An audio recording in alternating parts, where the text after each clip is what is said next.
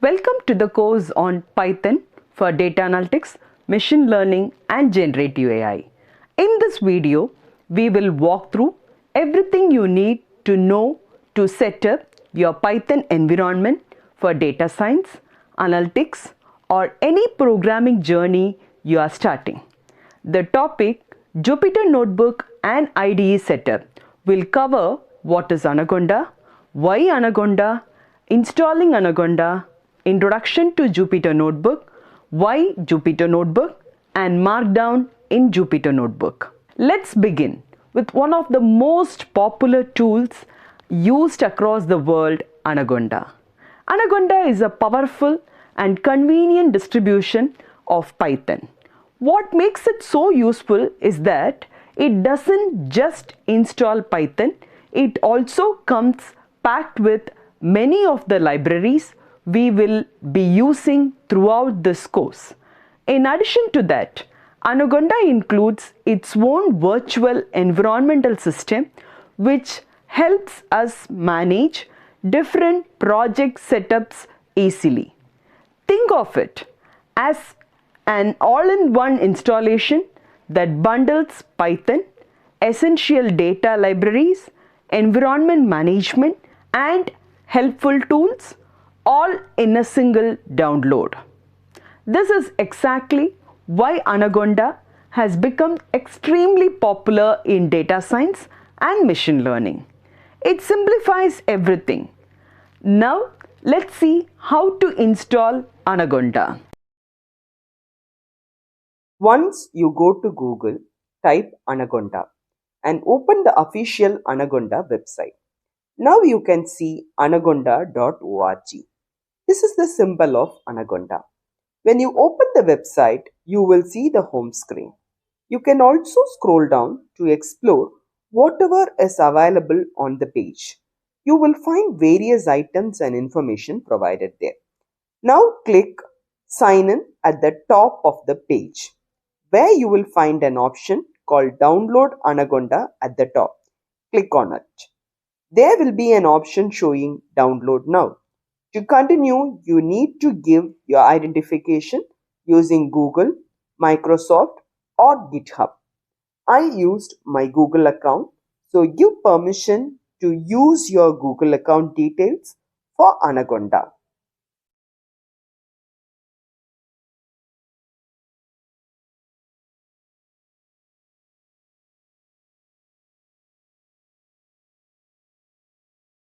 Once that is done, you are allowed to download Anaconda. Now scroll down and you will find the download option for Windows, Mac and Linux. I am using Windows 64-bit graphical installer. Once you click Windows, a thank you page appears and your download starts. You can see the download symbol at the top which shows the progress. After the download is completed, we can start the installation. The download requires some amount of space. Even for installation, you need around 5.1 GB of free space. So make sure your system has 5.1 GB available and then start the download. Now click the downloaded file. Once it opens, click the next button and agree to the license agreement. Select Just Me as recommended. Click Next again. The installer will automatically choose the installation location. Now click Install. The installation begins and takes some time, so you have to wait. Once the installation is complete, you will see the Next button again. Click Next to continue. I am unchecking Launch Anaconda Navigator and then clicking Finish. Now Anaconda is installed. You can find Anaconda Navigator and Anaconda prompt in your system. Click Anaconda Navigator. Here you will see all the supporting software available. Some software needs to be installed while others can be launched directly. We are clicking Launch for Jupyter Notebook, as Jupyter Notebooks help us run Python easily. When you launch it, a local window opens. You can see the folders in the computer here. At the top, you will find two sections, files and running. In the running section, you can see the kernel language server and terminal. To create a new file, click New Python 3. A new file opens.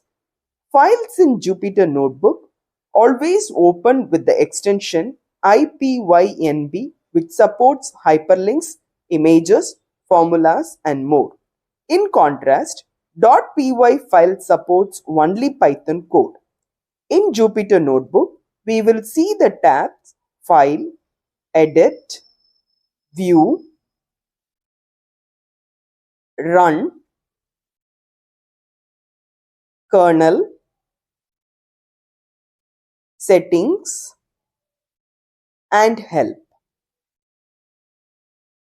We can also open Jupyter Notebook from the Start menu search or the main Windows search bar, just as we launched in Anaconda.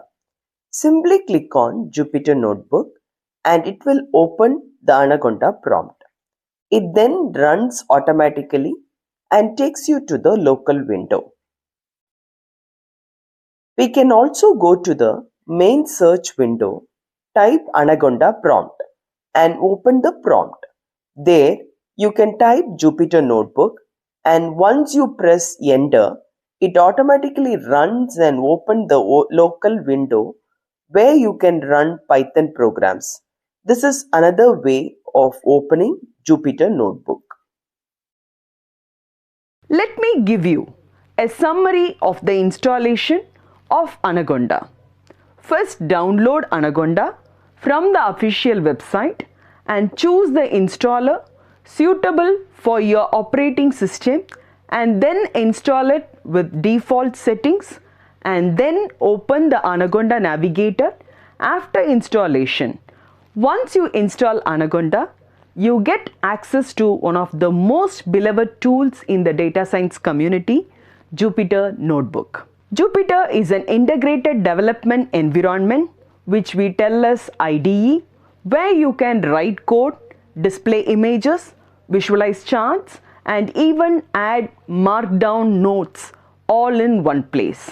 Its interactive and intuitive nature makes it the most popular IDE for exploring and analyzing data. And if you are just starting your Python journey, Jupyter is also a wonderful learning tool.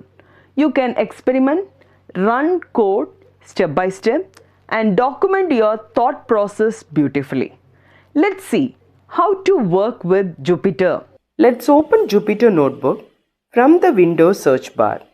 Simply click on Anaconda prompt, and once the prompt opens, you can type Jupyter Notebook. When you press enter, it will automatically run and open the local window where we can execute Python commands. This is one of the most common methods of launching Jupyter Notebook. You can also open it directly from the Windows search bar by searching for Jupyter Notebook. Once the notebook opens, click New and select Python 3. This is the workspace where we will be writing and running all our Python commands. You can also open any existing file by clicking Open from the File menu. It goes back to the main page. You can view folders and files here. You can sort files based on name, modified date, or file size and choose the file you want to open. When you open an existing file, you can see the previously executed codes and output. You will also create similar files as you start working. Now, let's move on to a new file. First, let's rename the file. At the top, click on Untitled. A wizard opens. where you can type a new name and rename it. This is the usual way of customizing your notebook name. Below, what you see is called cell in Jupyter Notebook. The square bracket you see beside each cell is called the execution counter or cell number. Empty bracket means the cell has not been executed yet. When you run the cell, the brackets will change to something like square bracket 1, square bracket 2, square bracket 3, etc. The number shows the order in which the cell was executed. The first command we use in Jupyter Notebook is the print statement. The word print should be written in lowercase. Let's write print within open bracket, within double quotes, hello world. End the open bracket. The text should be inside the double quote because it is a string. You can run this cell using the run button at the top. Once it runs, it automatically goes to the next cell, or by using the shortcut Shift Enter, also it compiles and goes to the next line. If you don't want a line to be executed, you can add a hash at the beginning. Anything written after hash will not run. It will be treated as a comment. Comments help you understand what each line of code does. We also assign a string to a variable and a number to a variable. For example, we assign Alice to the variable name and number 32 to the variable age. We can print them by writing print name and print age.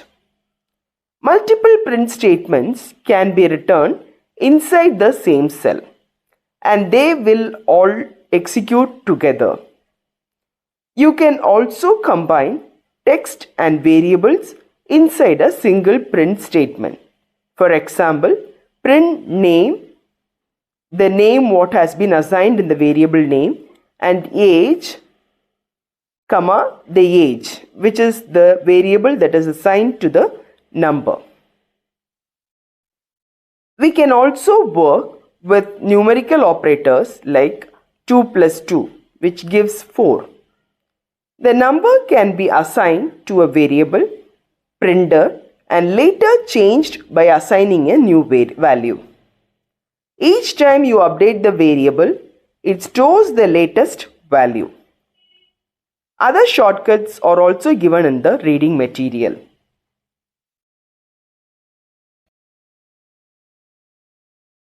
Markdown in Jupyter Notebook allows you to create clean, well-structured documentation right alongside your code. By switching a cell to Markdown, you can write formatted text, add headings, highlight code, snippets, create lists, insert images, and even include mathematical equations. This makes your notebook more readable, organized, and professional, especially when presenting analysis or building reports. With just simple symbols like asterisks, hashes, or backticks, Markdown helps you clearly communicate your logic, explain results, and enhance the overall storytelling of your data science workflow. Let's see how Markdown works in Jupyter.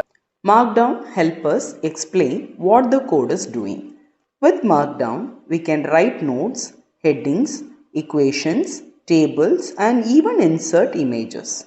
This makes the notebook neat, readable, and easy for others to understand. Now, I will show each Markdown feature using a Markdown cell and then run it to see the output. You can change the cell type to Markdown by using the cell menu in the toolbar or the key shortcut M. Markdown is a popular markup language that is a superset of HTML.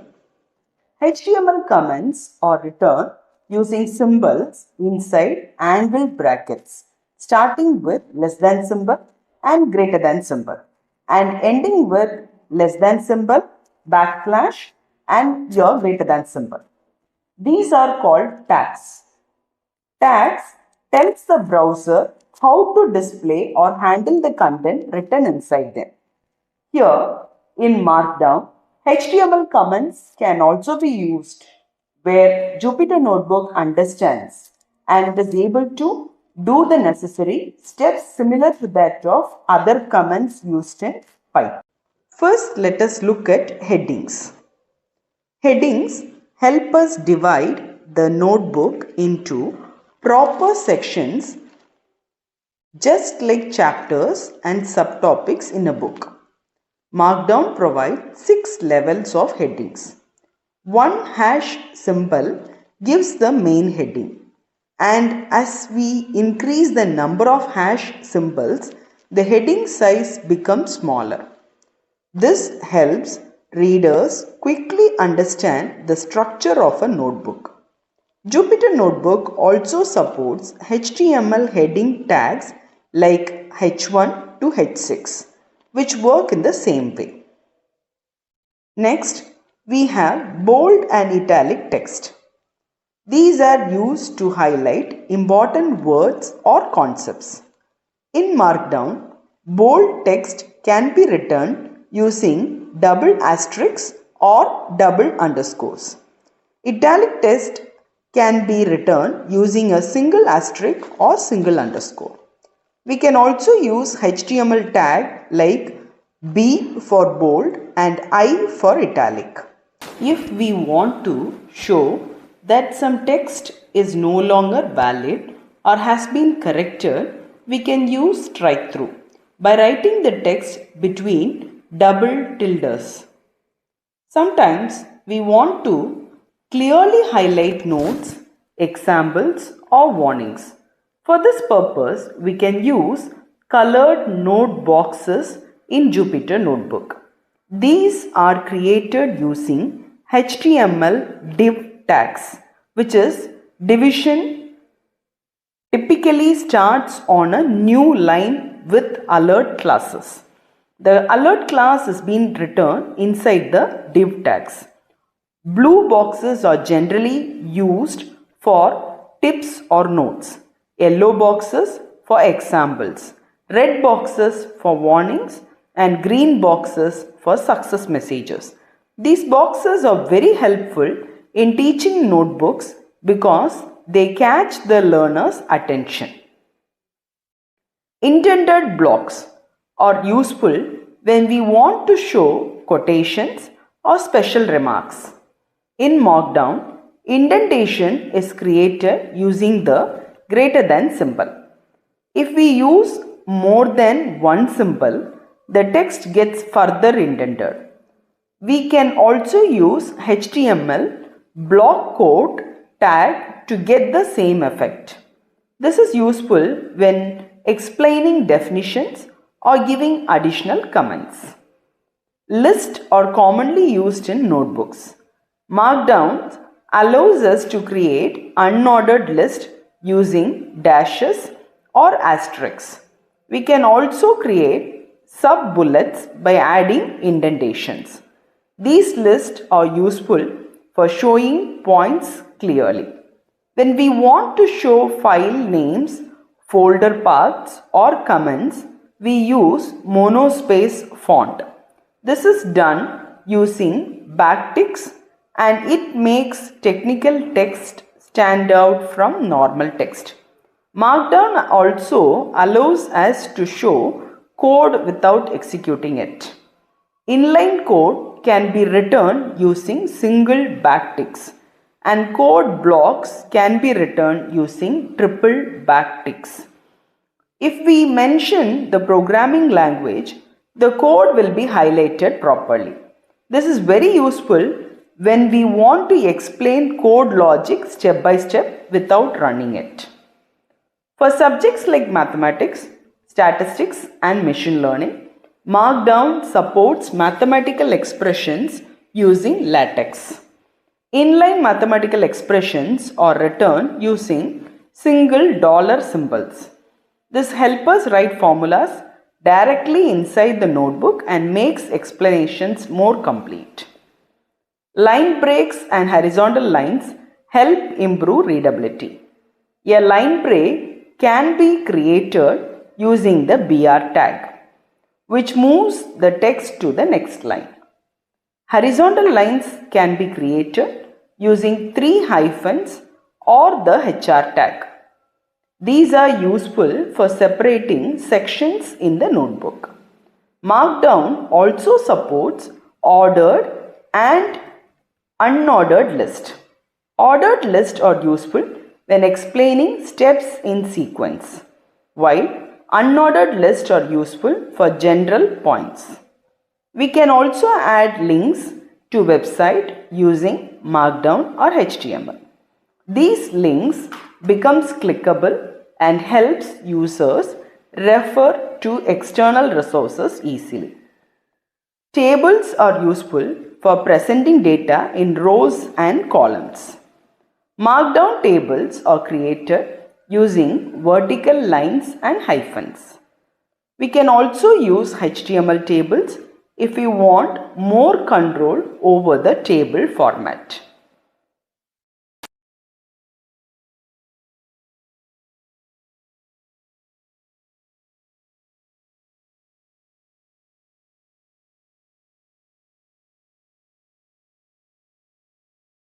Images can be added using Markdown or HTML IMG tags.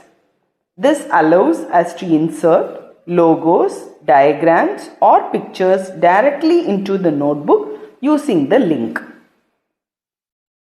Hence, Markdown makes Jupyter Notebook more powerful and user-friendly.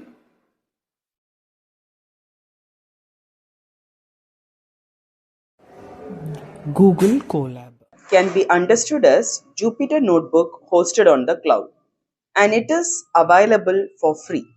You do not need to install Anaconda, Python, or any additional software on your computer. Instead, you simply open a web browser, go to http://colab.research.google.com and start working. From there, you can create a new notebook, open an existing notebook from Google Drive or GitHub, or upload a notebook from your system. When you open Colab for the first time, you are taken to the Welcome to Colab page.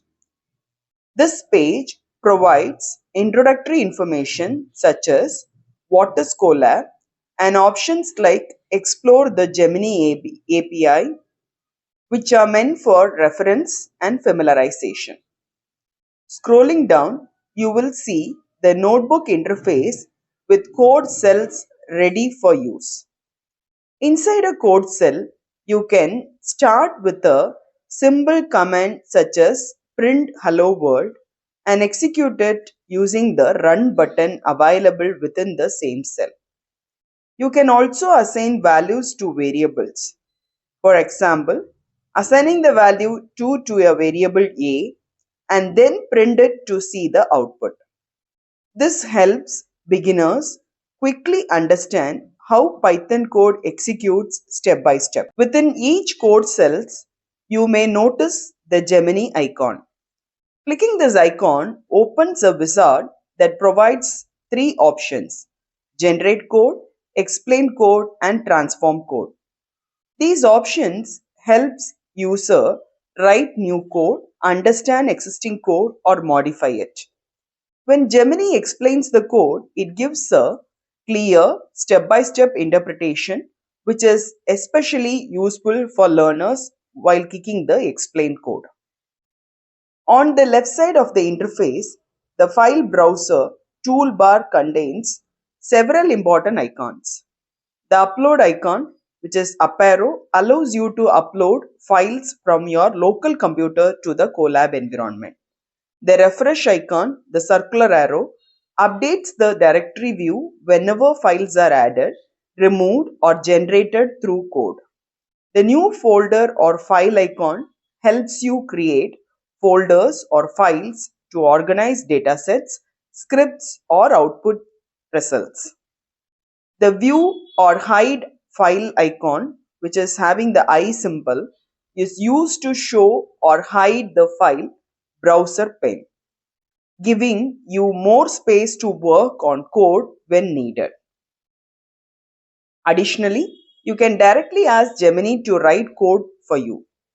When Gemini generates code, Colab prompts you with options such as accept, cancel, or accept and run. Choosing accept and run will automatically approve the code and execute it in the notebook, making the coding process faster and more interactive.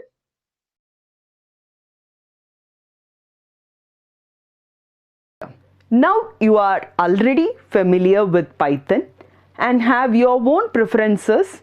Here's something important to know. Please feel free to use any IDE you prefer, whether it's VS Code, PyCharm, Atom, Spider, or anything else. You are absolutely welcome to continue using it. We are not forcing you to use Jupyter. With Anaconda installed and your development environment ready, you are all set to dive deeper into Python programming and data science. In the next session, we will start knowing about variables in Python. Thank you.